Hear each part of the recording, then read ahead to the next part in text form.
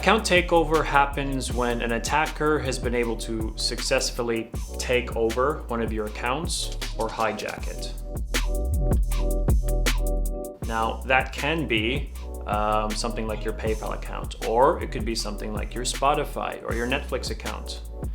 Now, there are different ways that these attackers are able to access or take over your account.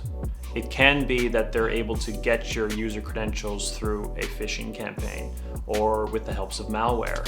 Or it could be that they got your credentials through a data breach.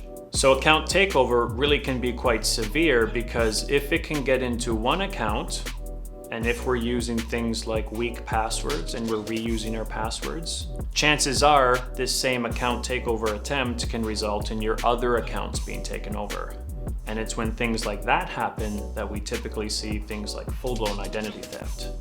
So what might start out as your Instagram account being taken over can lead to other accounts being compromised and taken over, which means attackers might have more information about you, which they can use to compromise your identity.